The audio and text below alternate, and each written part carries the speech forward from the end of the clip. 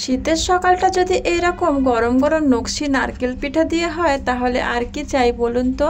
এটি বানানো খুবই সহজ এবং খুব অল্প সময়ে এটি বানিয়ে নেওয়া যায়। আসসালামু আলাইকুম, আমি তনুজার রান্নাঘরে আপনাদের আরও একবার স্বাগত জানাই। এই পিঠা বানালে ছোট থেকে বড় বাড়িতে সবাই খুবই পছন্দ করে খাবে। তো চলুন দেখে নেই এটি কিভাবে বানাই।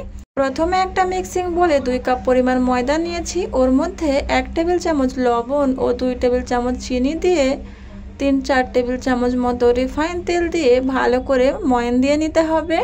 ভালো করে আটাটা ময়ান দিয়ে নেওয়ার পর হাতের মধ্যে একটু আটা নিয়ে চাপ দিয়ে দেখবেন, যদি আটাটা দলা পাকিয়ে থাকে, ভেঙে না যায়, তাহলে বুঝবেন আটাটা ময়ান দেওয়া হয়ে গেছে। এই পর্যায়ে অল্প অল্প পানি দিয়ে আটার ডোটা বানিয়ে নেব। ময়দাটা আমার মাখা হয়ে গেছে। এবারে এর উপরে একটু সাদা তেল লাগিয়ে আধা ঘন্টা রেস্টে রেখে দেব। ততক্ষণে আমি এখানে একটা নারকেল কুড়িয়ে নিয়েছি। নারকেলগুলোকে প্যানের মধ্যে দিয়ে দিতে হবে। তারপর ভালো করে নেড়েচেড়ে কিছুক্ষণ ভেজে নেওয়ার পর এর মধ্যে 1/2 কাপ পরিমাণ চিনি দিয়ে দিতে হবে। এরপর আবারও 5 মিনিট ভেজে নিতে হবে যতক্ষণ না নারকেলের পানিটা মরে যায়। নারকেলের পানিটা যখন শুকিয়ে আসতে শুরু করবে এবং নারকেলটা কালার চেঞ্জ হয়ে যাবে, ওই পর্যায়ে আমি অল্প একটু গুঁড়ো দুধ দিয়ে দিয়েছি। এতে করে পুরের টেস্টটা খুব ভালো আসবে। এভাবে করে নেড়েচেড়ে কিছুক্ষণ ভেজে নেব যতক্ষণ না নারকেলের কালারটা চেঞ্জ হয়ে আসে। নারকেলের কালারটা চেঞ্জ হয়ে গেছে, নামিয়ে নেব। এরপর ময়দার ডোটা নিয়ে আবারও বেশ কিছুক্ষণ মেখে নেব, এতে করে রুটিগুলো আরও সফট হবে। এভাবে করে মেখে আমি এর মধ্যে থেকে লেচি কেটে নেব। সবগুলো লেচি কাটা হয়ে গেলে এর মধ্যে থেকে একটা করে লেচি নিয়ে উপর থেকে একটু ময়দা ছিটিয়ে ভালো করে বেলে নেব পাতলা করে।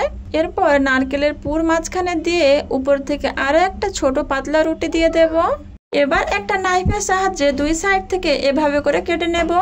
আপনারা স্ক্রিনে দেখেই বুঝতে পাচ্ছেন কাজটা আমি কিভাবে করেছি।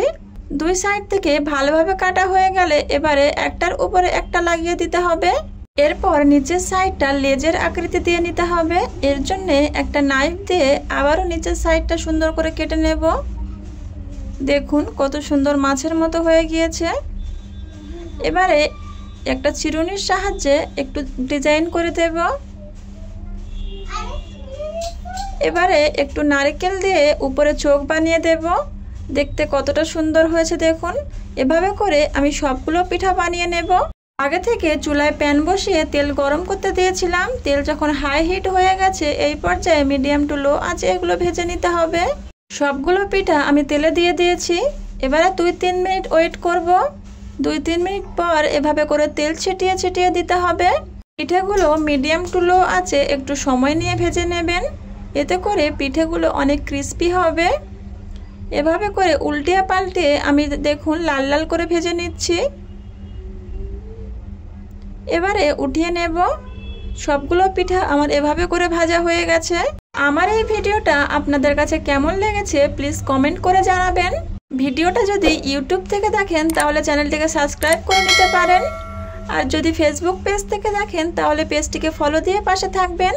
এতে করে যখনই ভিডিও আপলোড করব আপনার কাছে নোটিফিকেশান চলে যাবে। আজকের মতো ভিডিওটা এ পর্যন্তই। আপনারা সবাই ভালো থাকবেন, সুস্থ থাকবেন। আল্লাহ হাফেজ।